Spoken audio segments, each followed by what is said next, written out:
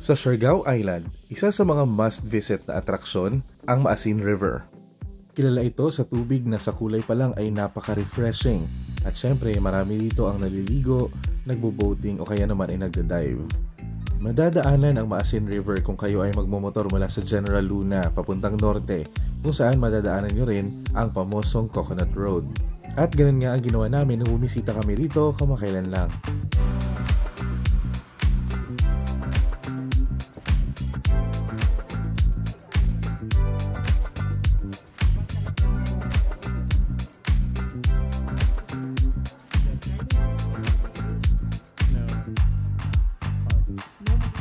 May mga bangka rito na inaarkila papunta sa Secret Lagoon na nagkakalaga ng 600 pesos. Dahil sa limitado ang aming panahon, pinili namin ang Crystal Kayak. Sa halagang 200 pesos, maaari na kayong sumakay sa Crystal Kayak at magpa-picture.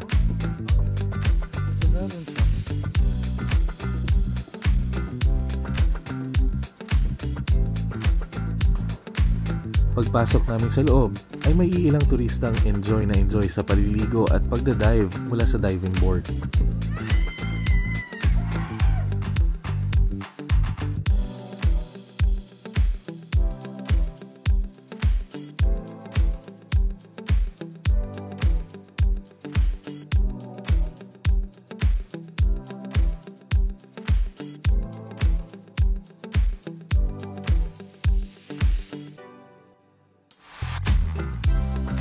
Para hindi mag-overload, nagdesisyon kami ni Michael na salitan kaming sasakay sa Crystal Kayak.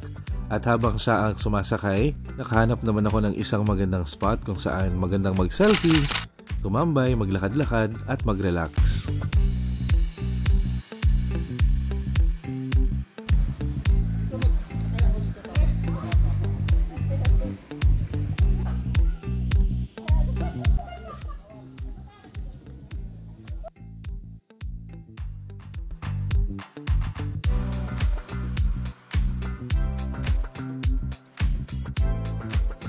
Na makabalik na si Michael, it's my turn na sumakay sa kayak at kasama ko si J. Mark na siyang magpapaddle at kukuha ng aking mga litrato. Enjoy naman sa paliligo ang birthday boy na si Avel Manansalan ng Jensen News Online. So I think what this place is trying to tell us, if you take good care of your environment, you can actually make money from it, right? So this is what's happening in this community. They're able to earn because they take good care of this river. And they have to take good care of it so that they can keep on making money out of it.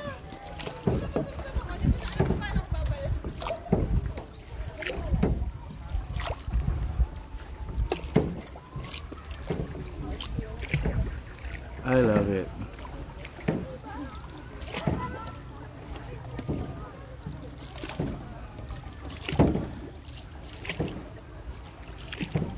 Right.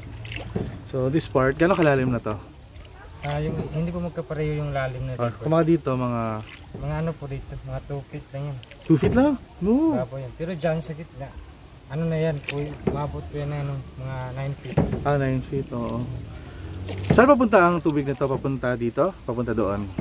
Pag low tide, okay, so ano to, halo to na tubig dagat, saka ano? Pero sa ngayon, tumatapang. Okay. Pag high tide, Lato River. So pag mag-high tide, magtataas pa yung tubig? Okay. So ito, hindi pa to high tide? Mga isang roller, mga 2 okay, mga 1 foot pa. So, this is affected by the tides. This is an estuary pala. So the water here is brackish. It's a combination of salt water and fresh water. Pero ang ulo ng river, doon pa? Malinaw na tubig. Doon pa? Okay. Mga 15 minutes yung biyahe. 15 minutes. May waterfalls doon? Wala. Basta may ano lang? Parang bukal. Okay. So wala masyadong tao ngayon, no? Minsan mas maraming tao. Minsan. Ngayon walang masyado kasi yung iba nag-island hapon. Tsaka... Sige.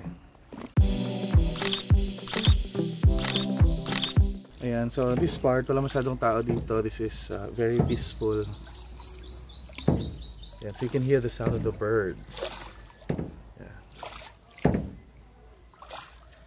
But dun sa may unahan, dun medyo may maraming tao. Mga nag-enjoy, naliligo, nagda-dive. Ayan. Ayan. Yan, so if you notice, itong tourism area nila is actually just very close to the highway, you know. So actually maraming kabahayan dyan.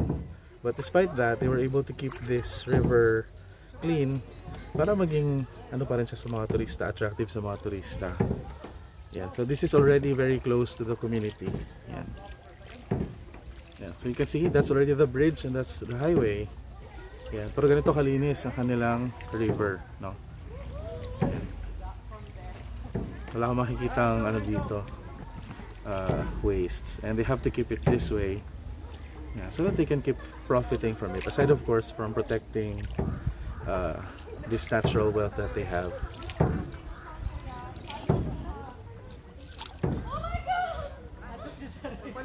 Yeah, so you can see that's the diving spot. Yeah. Somebody behind you, hurry up.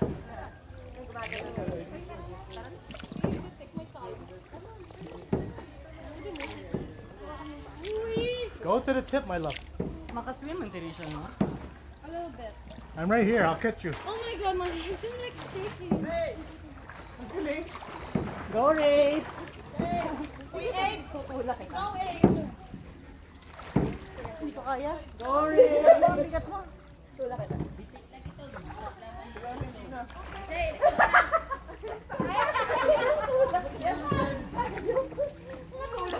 Hi.